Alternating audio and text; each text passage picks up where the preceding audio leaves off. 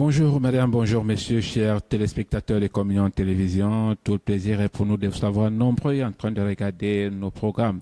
Bienvenue à cette autre sortie de votre émission Décryptons, cette plateforme d'éducation Décryptons qui vous permet d'avoir l'équilibre après avoir écouté un message. Décryptons avec ceci des particuliers. Écoutez les messages, regardez les messages de Communion Télévision. Revenez-nous avec vos préoccupations par SMS, bien évidemment. Décryptons, c'est avec notre personne de ressources, l'apôtre Étienne Comgep. Avec lui, pendant une quarantaine de minutes, nous allons rentrer dans les profondeurs pour en savoir un peu plus concernant la loi et la grâce. Apôtre, bonjour. Bonjour Simon, bonjour chers téléspectateurs, que la grâce de la bonne sur vous. C'était un plaisir de vous savoir nombreux à écouter le Saint-Esprit qui va s'exprimer au travers de nous. Soyez bénis. Apôtre, comment vous allez? Très bien, par la grâce de Dieu. Alors, un nouveau jour s'est levé et nous avons entamé la dernière semaine de ce mois de juin. Oui, évidemment, c'est la dernière semaine, oui. Je crois que c'est aussi la conclusion d'une série que nous avons entamée. Ah oui. Oui. Donc voilà, une coïncidence. Une coïncidence parce que nous amorçons la dernière semaine et nous avons également eu le dernier message de la loi et la grâce, 8e message pour concernant la loi et la grâce. Alors, apôtre, à la fin de ce 8e message, quel est le sentiment qui peut animer un enseignant de la parole que vous êtes?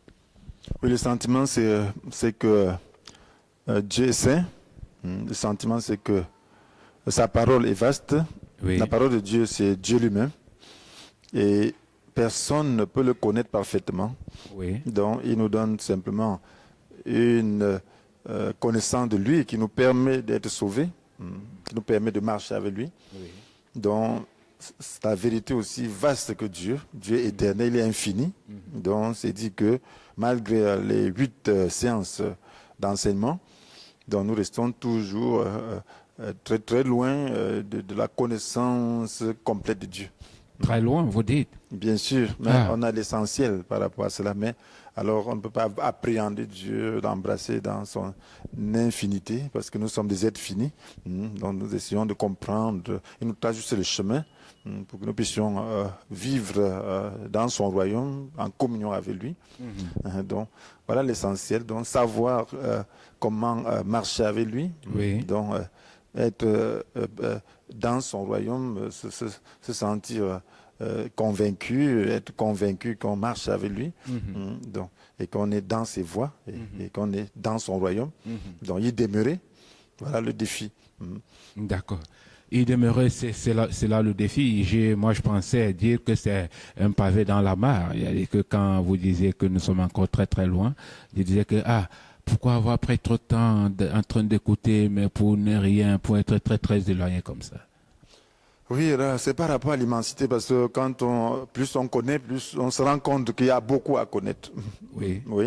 Plus Dieu se révèle à vous, plus vous vous rendez compte que vous êtes ignorant. Oui. Donc si après tant d'années, il doit continuer à se révéler, et puis on comprend qu'il est toujours, on n'a pas encore saisi tout ce qu'il doit nous donner. Oui. Alors là, c'est dit que c'est un Dieu infiniment grand. Alors nous pouvons avoir simplement la petite connaissance qu'il nous donne, qui nous permet de nous rapprocher de lui et de vivre conformément à sa volonté. D'accord. Vivre conformément à la volonté. Mesdames, Messieurs, chers téléspectateurs, vous êtes bel et bien sur Communion Télévision et votre émission Décryptons. Après, nous allons rentrer tout de suite sur notre questionnaire, sur notre entretien avec la loi et la grâce, bien évidemment, qui est le thème phare. Le thème phare. Et maintenant, apôtre, puisque nous sommes arrivés à la fin de cette émission, de ces enseignements sur la loi et la grâce, voilà. Quand dit-on de quelqu'un qui a fait alliance? Parce que vous avez parlé longuement sur l'alliance pendant ce message. Voilà, donc l'alliance, je peux dire, c'est un accord. Hein.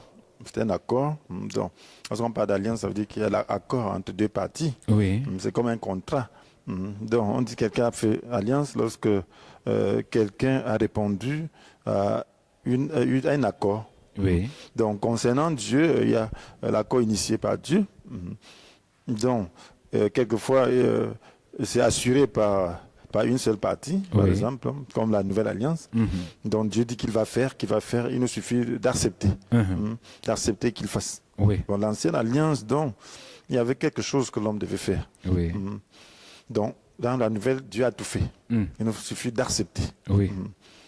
Donc, dans la Nouvelle, il faut la foi. Donc, il y a d'autres choses qui entrent, c'est la foi. Donc, la foi en ce que Dieu a fait à travers son Fils. Donc, il faut que nous puissions nous disposer, nous puissions accepter d'entrer dans ce plan, que nous puissions nous disposer entièrement. Donc, si nous acceptons ce principe, donc nous aurons fait alliance avec Dieu. D'accord. Nous aurons fait alliance avec Dieu. Mais maintenant, apôtre, quelle est l'importance donc de la nouvelle alliance? Parce que je m'imagine qu'il devait avoir une ancienne. Quelle est l'importance de la nouvelle alliance? Voilà, l'ancienne était fondée sur...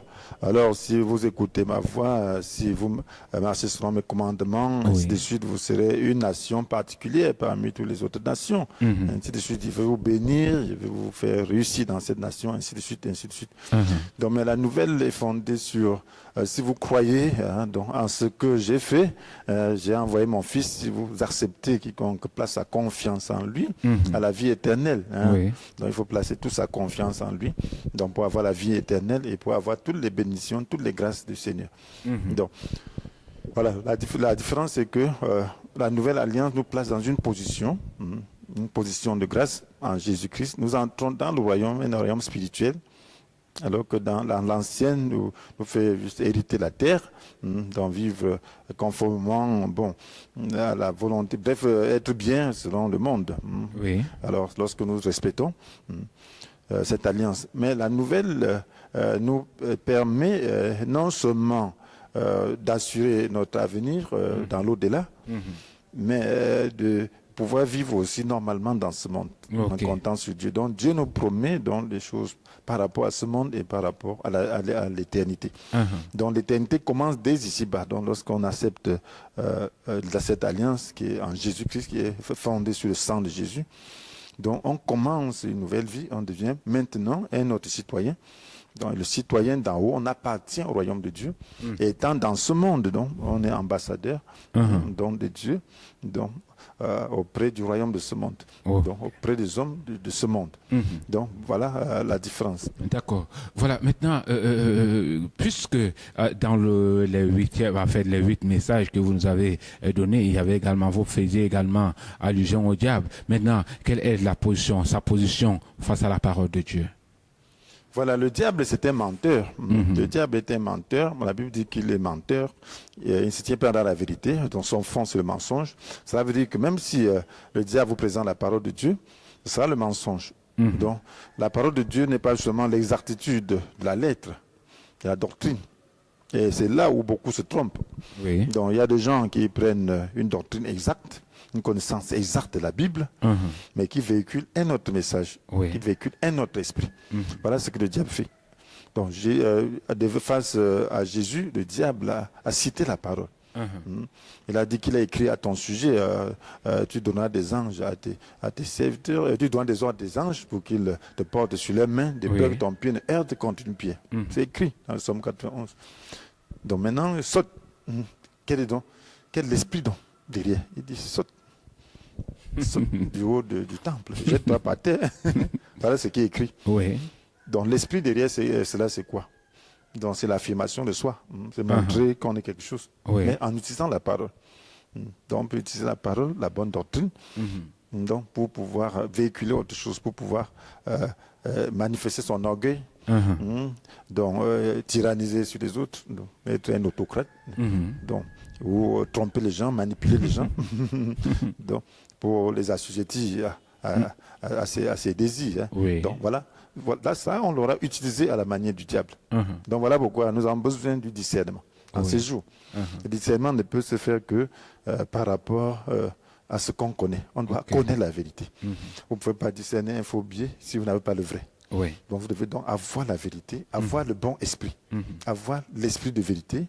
Ça va vous permettre de discerner l'esprit du mensonge, comprendre le principe de Dieu, comprendre le caractère de Dieu. Ça va vous permettre de discerner le caractère du diable qui s'insinue dans la parole de Dieu. D'accord, d'accord. Maintenant, apôtre, la loi dont on parle est charnelle ou spirituelle? Voilà, donc la loi de Dieu est spirituelle parce que la loi est donnée par l'Esprit. Oui. Donc maintenant, des gens à qui cette loi s'adresse, dans l'ancienne alliance, elle s'adressait à des gens charnels, des gens qui n'avaient pas l'Esprit de Dieu. Oui. Parce que l'Esprit était encore promis. Uh-huh. Donc c'est lorsque nous lisons Ézéchiel 36, verset 25, il dit, je répandrai sur vous une eau pure, se référant à l'Esprit. Oui. Et vous deviendrez purs, je vous purifierai de tous vos souillures, de tous vos idoles. Donc, alors je vous donnerai un cœur nouveau et je mettrai et j'ôterai de votre être votre cœur dur comme la pierre. Oui. Je mettrai mon propre esprit en vous, il ferai de vous. Donc des gens qui vivent selon mes lois, qui obéissent à mes ordres, mes commandements pour les accomplir. Donc c'est spirituel. Ok. Donc c'était des gens qui avaient la loi, mais ils n'avaient pas l'esprit. Dieu promet l'esprit. Et cette promesse, c'était pour notre alliance. Oui. C'était pour cette époque-ci. Et nous nous souvenons, Jésus a soufflé sur ses disciples, qui recevaient l'esprit après sa résurrection. Oui. Et nous nous souvenons que l'esprit était descendu sur les 120 réunis qui priaient après la résurrection de Jésus. Lorsqu'ils étaient en allés, après son ascension, 10 jours après, Jésus a envoyé l'esprit qui est descendu en puissance sur ces gens. Donc c'est ça, cette époque, c'est ça qui fait une grande différence entre l'ancienne et la nouvelle. Donc la loi est spirituelle. Oui. Parce que tant que nous n'avons pas l'esprit, nous ne recevons pas. Nous n'avons pas l'esprit et nous lisons la parole de Dieu simplement avec notre intelligence. Alors elle devient lettre. Oui. Et la Bible dit que la lettre tue. Alors, mais là, la lettre tue. Donc, alors donc, si on se tient seulement à la lettre, elle va tuer. Mais la loi est spirituelle. Dieu a voulu que cette loi qui est inspirée par l'esprit soit comprise aussi par l'esprit. Oui. Voilà pourquoi Paul dit que la loi est spirituelle, mais lui, il est charnel. Oui. Donc, comme livré à lui-même. Lui, voilà, donc, et pour ça qu'il a des problèmes avec la loi. Dans son état charnel. Voilà. Maintenant, apôtre, vous avez également fait allusion à la nature de l'homme. Maintenant, la question est de savoir combien de natures trouve-t-on en l'homme? Voilà, il y a normalement deux natures. Oui. Donc, il y a cette nature spirituelle et cette nature charnelle. Oui. Donc cette nature qui n'est pas soumise à l'esprit. Parce que ce qui est charnel, c'est ce qui n'est pas soumis à l'esprit. Oui. C'est que l'esprit ne contrôle pas. Donc la partie que l'esprit contrôle est spirituelle. Oui. Donc l'esprit contrôle notre esprit. Donc lorsque nous naissons de nouveau, nous sommes en relation avec Dieu par le Saint-Esprit qui vient sur notre esprit. Donc nous avons communion avec Dieu par notre esprit. Donc c'est à nous maintenant de permettre à ce que l'esprit qui est en nous et dans la communion avec Dieu Oui. puisse s'étendre sur tout notre être. Donc si nous l'ignorons, nous vivons comme si nous n'avions rien reçu, alors nous devenons des êtres charnels. Nous raisonnons selon nos propres capacités, nous faisons les choses dans le domaine de la nature. Alors on dit nous sommes charnels. Mais si nous laissons que l'Esprit de Dieu domine nos sens, donc, notre intelligence, notre volonté, nos sens affectifs, alors nous devenons spirituels. Donc, nous allons poser des actes spirituels parce que c'est l'Esprit qui sera au contrôle. Alors, notre intelligence sera renouvelée. Alors, nous ne marcherons plus selon le courant de ce monde, mais nous ferons les choses selon la volonté de Dieu, par le discernement du Saint-Esprit. D'accord. Maintenant, parmi ces natures-là, apôtre, quelle est la plus importante pour l'homme? Voilà, donc, la nature charnelle s'oppose à l'esprit. La Bible nous dit dans Galates chapitre 5, verset 16, laissez le Saint-Esprit diriger votre vie, vous n'obéirez pas au désir de l'homme livré à lui-même. Donc on doit laisser le Saint-Esprit diriger sa vie. Oui. Donc la nature charnelle doit laisser place à la nature spirituelle. La Bible dit car l'homme livré à lui-même a des désirs contraires à ceux de l'esprit. Et l'esprit en a des contraires à ceux de l'homme livré à lui-même. Les deux sont opposés l'un à l'autre. C'est pourquoi on ne peut pas être votre propre maître. Les deux sont opposés. Alors, est-ce que nous voulons un conflit en nous? Est-ce que nous voulons que ce conflit demeure? Est-ce que nous voulons entretenir quelque chose qui s'oppose à la personne qui vient nous aider? Parce que le Saint-Esprit, c'est le paraclet en grec. Paraclet qui veut dire avocat, aide, consolateur, défenseur. Bon, voilà tout ce que le Saint-Esprit fait avec nous. Donc, il nous aide, il nous console, il nous défend. Donc, maintenant, nous entretenons l'ennemi, son ennemi. qui va contrecarrer son action. Est-ce que c'est normal? C'est pas bien. Donc, il faut que l'autre nature disparaisse. Il faut que la nature charnelle disparaisse. Et ce n'est possible que par la croix. Lorsque nous acceptons dans l'œuvre de la croix dans notre vie, lorsque nous acceptons la souffrance. Et c'est même en cela que la consolation est nécessaire. Parce que la souffrance qui est due à notre obéissance à Dieu, parce que nous voulons frustrer la nature charnelle, donc, est compensée par la consolation du Saint-Esprit. Donc le Saint-Esprit nous console pour que nous puissions supporter. D'accord. Maintenant, puisque nous parlons de vous avez fait mention de l'homme livré à lui-même. Est-ce que les caractéristiques de l'homme livré à lui-même est semblable à un né de nouveau? Donc quelqu'un peut naître de nouveau, on ne grandit pas en un jour. Donc quelqu'un peut naître de nouveau, il est comme embryonnaire.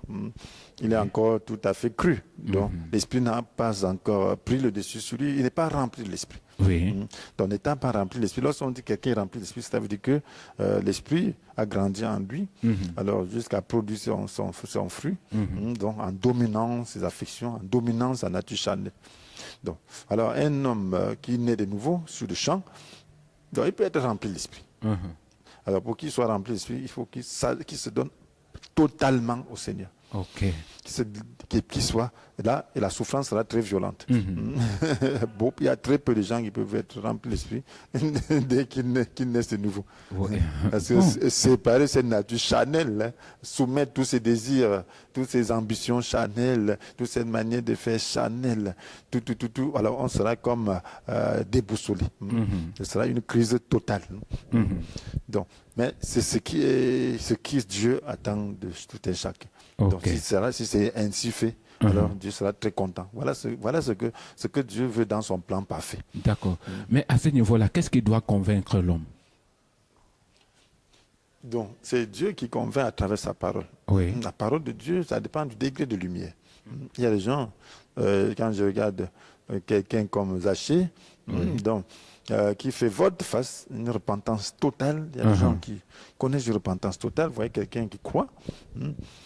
Donc, et quand Jésus demande au jeune homme riche de vendre tout ce qu'il possède, donc s'il vendait tout ce qu'il possédait, ce serait une crise totale. Et c'était le seul moyen pour que l'esprit prenne possession de son être. Donc, s'il peut accepter de livrer ce qui fait sa vie, ça veut dire qu'il a livré sa vie. Donc quand il voit Zachée, il croit, il était un estorqueur, c'était un collecteur d'impôts, un chef collecteur d'impôts. Alors, il dit qu'il donne la moitié de ses biens aux pauvres et qu'il restitue au quadruple ce qu'il a frustré. Donc, mais ça c'est une crise. Quelqu'un qui aime l'argent, qui cherche. Au quadruple, c'est pas au double, au quadruple. C'est-à-dire qu'en réalité, lui devait devenir pauvre, non, apôtre? C'est quand on essaie un peu de voir, sauf s'il a fait des gros bénéfices au point de ne pas se rendre compte qu'il a remboursé au quadruple. Il n'est pas pauvre selon le standard général, mais pauvre par rapport à son standard d'avant, peut-être par rapport à ses amis. Donc, parce que quelqu'un qui se frustre d'abord de la moitié de ses biens, et ensuite maintenant qui est prêt à désintéresser les gens au quadruple, alors il va rester avec très peu. Oui. Très, donc, bien que, bon, sur le plan humain et niveau de vie, bon, peut-être il va toujours vivre au-dessus de la moyenne, mais par rapport aux autres, par rapport à ce qu'il avait, alors c'est comme la pauvreté. Oui, et c'est pour ça que je disais qu'à de moins qu'il ait fait de gros bénéfices, parce que en fait on peut avoir 1 million, on fructifie ça fois 10, et maintenant si tu as stocké 1 million, tu remets 4 millions, tu auras toujours 6 millions de côté. Oui, voilà. C'est ça. Donc à ce niveau, c'est vrai que... Mais par rapport à son ancien niveau de vie, il aura accepté beaucoup de frustration. Oui, ça va baisser un tout petit peu, parce que ça va, les données vont changer. Maintenant, apôtre, quel est le choix que doit faire un homme normal? S'il faut parler du choix, bien sûr. Donc, un homme normal doit faire le choix de Dieu, donc de la volonté de Dieu. Donc, quand tu comprends la parole de Dieu, lorsque tu comprends le sens de cette vie, bien, nous vivons. Quel est le sens de cette vie? Est-ce que l'homme se pose même cette question? Donc, imaginez-vous que nos grands-parents ne sont plus. Nos parents, mes propres parents ne sont plus. Oui. Mais à un moment donné, nous avions pensé que c'était des dieux. Oui, c'est quand vrai. ils sont tout petits. C'est vrai. Donc, maintenant, ils sont partis. On les a vus vieillir et perdre des forces et s'en aller. Donc, maintenant, nous suivons le même cours, le même chemin. Donc, qu'est-ce qui fait donc, qu'est-ce qui donne vraiment du sens à la vie? Est-ce qu'un jour, se lève et se couche? Le lendemain, on a toujours des projets, on fait la même chose, donc une certaine routine. Donc, on mange. On se rassasie si on a la possibilité de manger. Donc ceux qui mangent, ils se rassasient, qui peuvent te donner du plaisir, ils pensent qu'ils vivent. Même celui qui souffre, bon, même s'il pense qu'il ne vit pas, il est en train de vivre. Parce que un jour, tout va passer. Donc maintenant, quand on sait que tout va passer, quel aura été dans le sens de la vie, quel que soit ce qu'on aura fait? Point d'interrogation. Donc s'il faut manger, se réjouir et demain partir. Donc un homme normal devait se poser cette question et trouver donc la solution en Christ. Parce que c'est en Christ que se trouve la solution de la mort. D'accord. Mais vous savez qu'il y a un problème de choix. Mais maintenant, il revient à l'homme de faire le choix. Est-ce que c'est possible donc de faire un bon choix? Est-ce que c'est possible, apôtre? C'est vrai. Moi, je me dis que, je ne sais pas, donc, mais je me dis que tout est censé, à moins que ce soit d'autres influences. Quelqu'un qui comprend clairement l'évangile, vraiment ne devrait même pas avoir de choix. Ah bon? Oui. Parce que, à moins, peut-être, je ne sais pas pourquoi, je ne comprends pas comment quelqu'un peut savoir qu'il a la possibilité de vivre éternellement et de dépasser la vie terrestre. Oui. Et ne pas faire ce choix, ne pas opter pour cela. Moi, je ne comprends pas. Donc, je ne peux pas comprendre cela. À moins qu'il n'ait pas compris. Donc, parce que, en réalité, pour ma part, la vie ici-bas, c'est comme une scène. C'est comme une scène de théâtre qui va finir. Alors, imaginez-vous un acteur, tu as pu jouer le rôle dans une scène du président du monde. Tu peux même jouer le rôle même du diable. Tu peux jouer le rôle de ceci ou cela. Mais ce n'est pas ça qui fait ta vie, parce que la scène passe. Mais la réalité revient. Oui, c'est vrai. C'est vrai. C'est la même chose. Donc, voilà. Donc, on vit combien de temps? Si on vit 100 ans, tu as joué un rôle. À la fin, tu redeviens toi-même. Donc, mais quelle est donc ta valeur intrinsèque? C'est ça qu'on doit se poser comme question. Vrai. Comment Dieu te voit? Est-ce qu'il te voit de la même manière que les hommes te voient? Est-ce qu'il voit que tu es aussi important que tu penses? Parce que l'importance devant Dieu est complètement différente de l'importance devant les hommes. Mais apôtre, on ne trouvait pas qu'il est quand même nécessaire de faire un bon choix? Il est nécessaire pour l'homme de faire un bon choix. Maintenant, s'il faut revenir donc à un choix le meilleur, le bon choix, comme on le dit souvent, quel est le choix que vous conseillerez à l'homme de faire? Le choix, c'est d'accepter le Christ. Oui. Et avec toutes les exigences de la croix. Donc, lorsqu'on embrasse la foi chrétienne, on doit savoir que c'est une vie. On doit opter à gagner le meilleur de cette vie. Donc, lorsque tu cherches à gagner le meilleur, parce que, vous voyez, entre Marie et Marthe, c'était deux sœurs. Alors, Marthe était dans l'activisme. Mais Marie était dans l'écoute, pour poser des actes spirituels. Alors, Marthe interpellait Marie. Et elle a même demandé à Jésus de demander à Marie de venir l'aider. Jésus a dit qu'elle a fait le bon choix. Elle a choisi la meilleure part que personne ne peut lui ôter. Donc, chacun est libre. Elle a fait la paix. Regarde l'acte que Marie a posé plus tard. Elle a brisé un flacon de parfum de nard d'un grand prix. Donc, qui valait le salaire d'un an d'un bon ouvrier. Donc, elle a brisé ça. Donc, elle a anticipé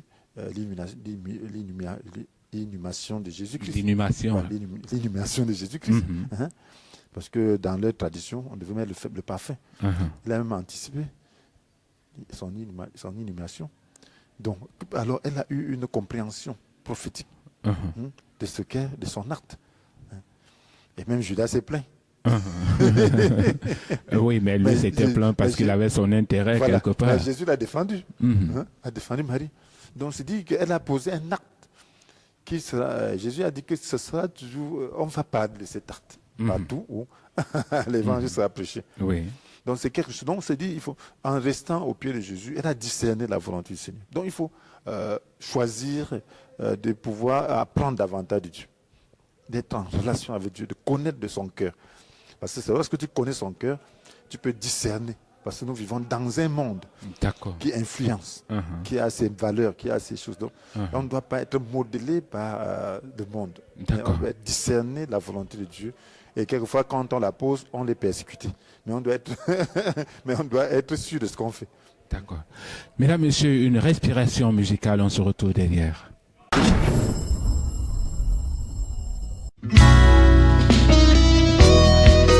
Il est le créateur du ciel, il est le créateur de la terre. Il est le Dieu tout-puissant, tout-suffisant. Frères et sœurs, levons nos mains ensemble et proclamons sur nos vies. Chantons ensemble.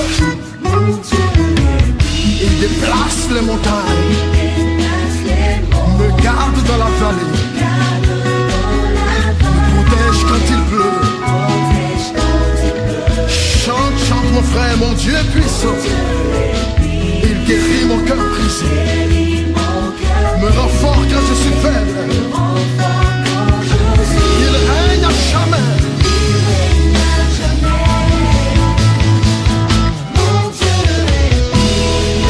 Proclame sur ta vie, dis mon Dieu est puissant. Chante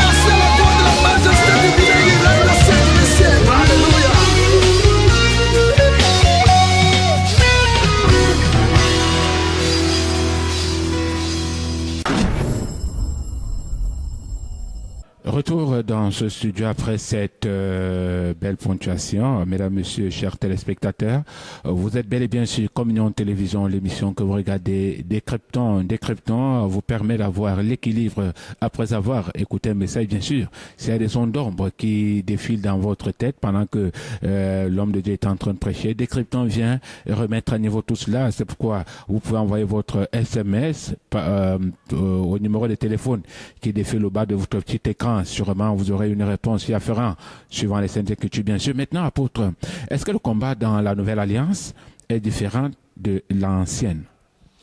Oui, sûrement.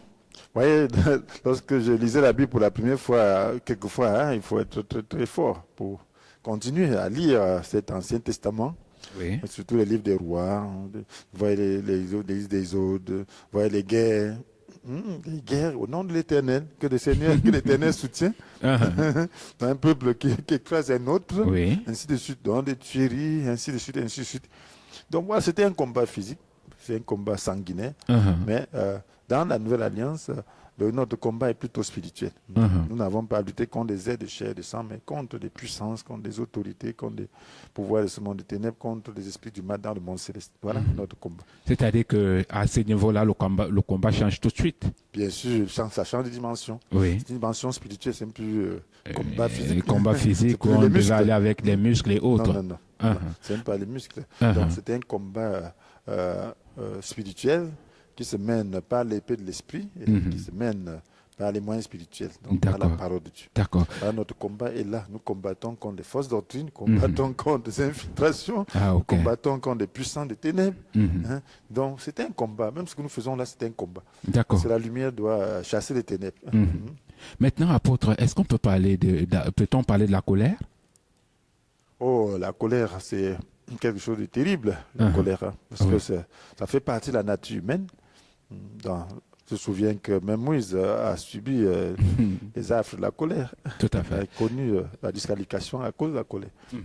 Mais apôtre, moi, j'ai souvent entendu parler de la sainte colère, que j'ai une sainte colère envers telle sœur, tel frère. Est-ce qu'il y a des colères saintes, apôtre? Oui, il y a des colères saintes. Ah bon? Même Jésus a eu la sainte colère. Donc, il a renversé les étagères des vendeurs dans la cour du temple. Oui. Donc, il a dispersé les marchandises, les monnaies et tout. Il a laissé échapper les pigeons. Bref, il a balayé la cour du temple. C'est une sainte colère. Oui. Donc, voilà. Maintenant, qu'est-ce que la colère? Qu'est-ce que la sainte colère? La sainte colère, c'est cette colère qui n'est pas dirigée contre les individus, mais qui est dirigée contre le mal, donc commis par les individus. Donc, qui se fait contre le mal. Par exemple, lorsqu'il y a des tueries gratuites, quelqu'un n'a rien fait, on assassine, donc ça produit une sainte colère. La nature se révolte. On n'est pas content. Parce que la colère, c'est quoi? C'est une vive réaction contre ce qui blesse. Donc, ça blesse. Oui. Ça blesse. L'être normal, ça blesse. Bon, maintenant, comment donc contenir sa colère? Il faut pas que la colère puisse nous Comment contenir cette sainte colère, surtout celle qui est sainte, voilà, là, pour empêcher qu'elle puisse devenir malsaine. Oui, si. Oui, parce que la Bible nous dit mettez-vous en colère, mais ne péchez pas. Donc ne péchez pas. Donc voilà, comment donc discerner entre une colère juste et une colère qui est injuste. Donc voilà, la Bible nous permet de le savoir, parce que Jésus dit clairement que si tu te mets en colère contre ton frère, alors tu es passible de jugement. Oui. Donc tu seras traduit en justice. Donc tu ne dois pas te mettre en colère contre ton frère. Donc se mettre en colère contre quelqu'un, c'est déjà quelque chose de mauvais. Donc la nouvelle alliance ne nous permet pas de nous mettre en colère contre des gens. Parce que la colère précède des gens déjà la haine. Parce que tu te mets en colère, alors tu peux haïr cette personne.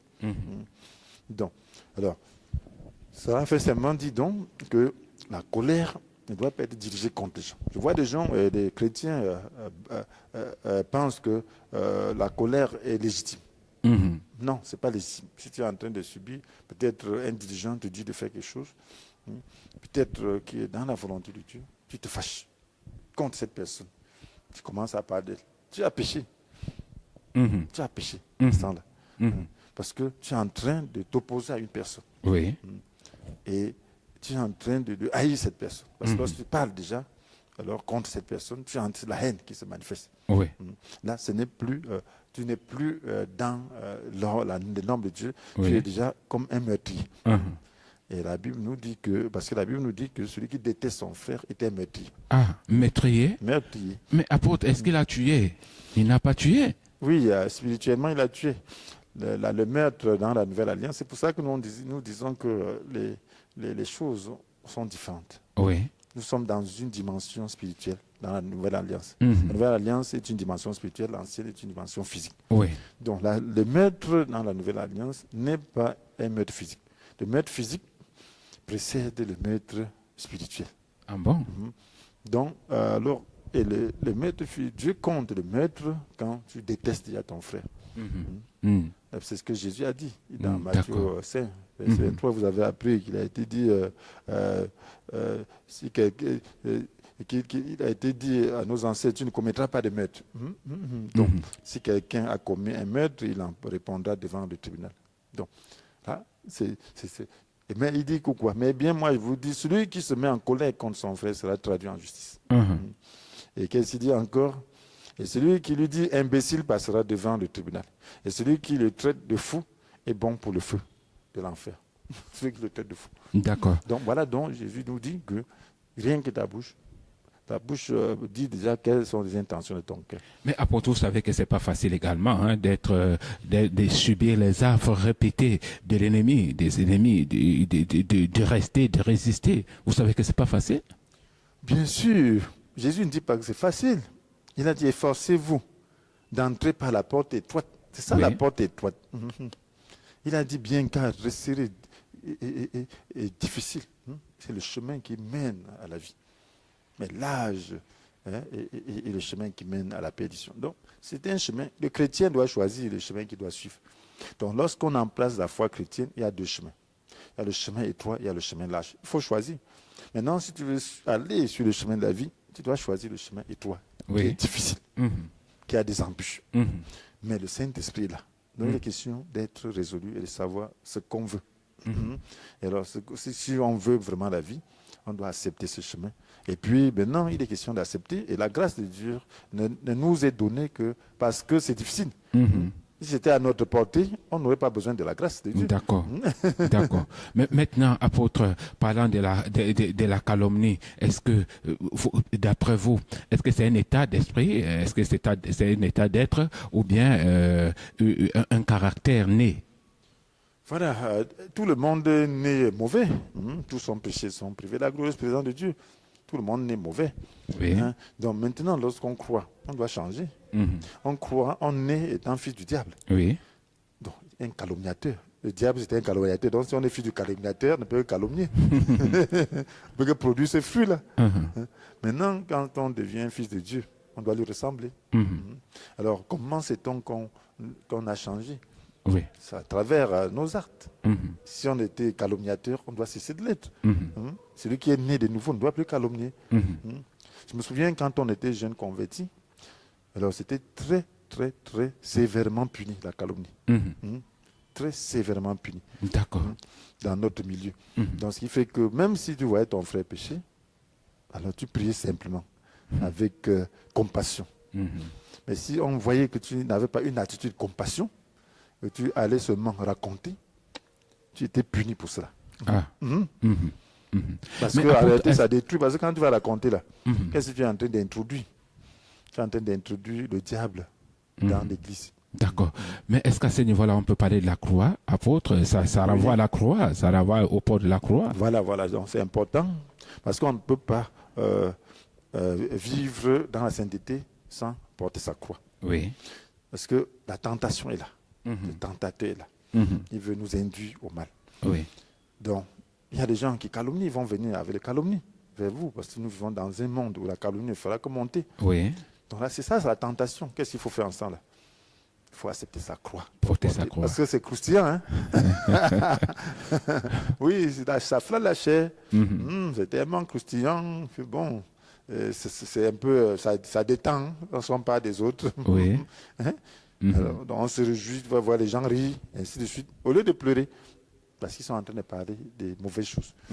Donc, il faudra porter sa croix pour ne pas céder à cette friandise, friandise mortelle. Mais vous savez, apôtre, il y a des personnes qui, quand ils entendent parler de la croix, ils ont tout de suite en image un morceau de bois. Est-ce que c'est ça que vous voulez dire ici? Oui, c'est affreux. La croix est affreuse, mais il est question donc de quelque chose de spirituel. Donc, le morceau de bois, c'est le symbole de quelque chose de spirituel. Donc, la croix, c'est quoi? C'est accepter la souffrance. La croix a fait souffrir. La croix, c'était le moyen de torture le plus terrible. Donc, ça veut dire qu'il faut accepter la torture intérieure pour ne pas céder au péché. D'accord. Mais est-ce que cette croix-là est réservée simplement aux calomniateurs? Ou bien c'est pour tout le monde? Donc, à la croix, Jésus a porté tous nos péchés. La calomnie, c'est juste un des péchés qui mine les gens et qui infeste les églises et qui infeste la communauté chrétienne. Donc, et qui est très répandu et qui manifeste une certaine nature. Donc, mais sinon, la croix, c'est par rapport à tous les péchés, parce qu'on doit porter sa croix pour mener une vie de sanctification. Devant la tentation de l'adultère, dans la tentation de l'immoralité, il faut porter sa croix. Donc, si tu ne portes pas ta croix, tu vas céder. Donc, toutes les autres tentations, c'est ça.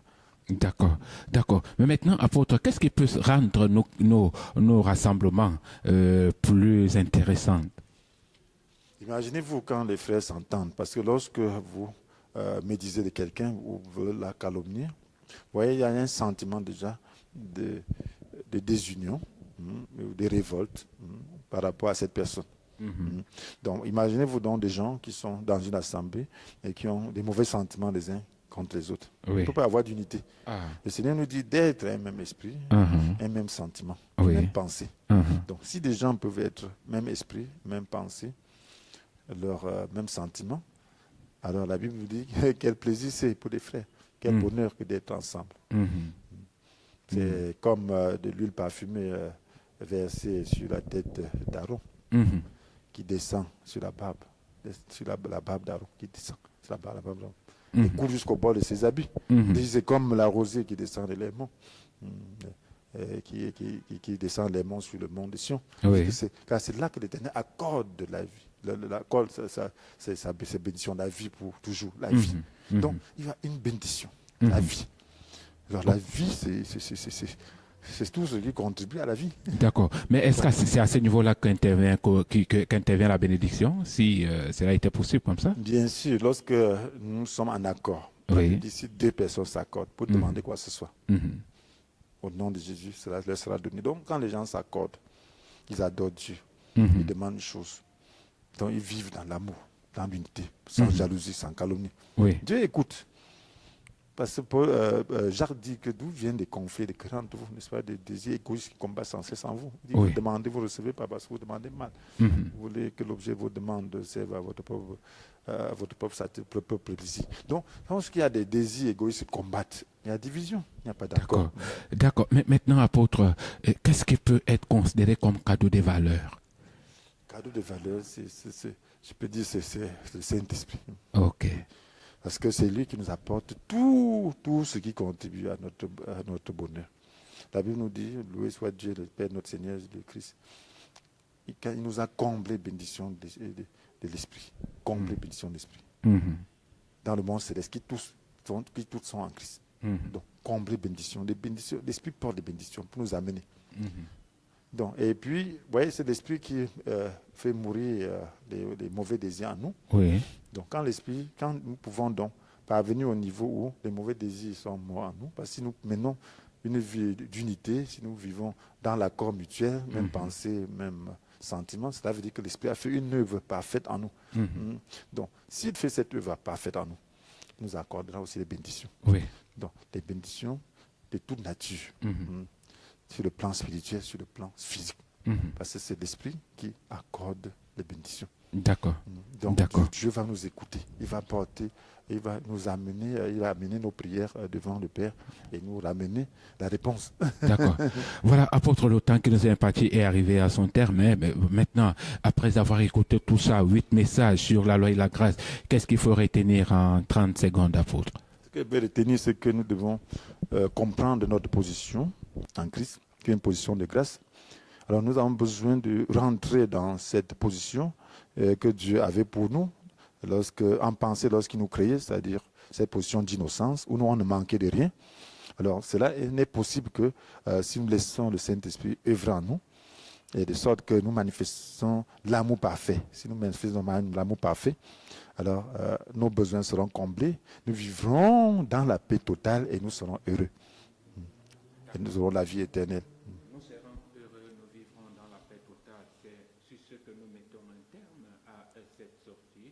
Et de votre émission Décryptons, je dis merci à l'apôtre Étienne Comguet qui a trouvé du temps nécessaire afin de venir nous éclairer sur des sujets qui nous ont semblé plus intéressants. Apôtre, nous vous remercions. C'est moi qui vous remercie parce que Dieu me donne le privilège d'être un canal pour pouvoir transmettre. Et vous savez que si vous écoutez, si ça vous fait quelque chose de bien, alors serez récompensé pour cela. Donc, je vous remercie. Merci.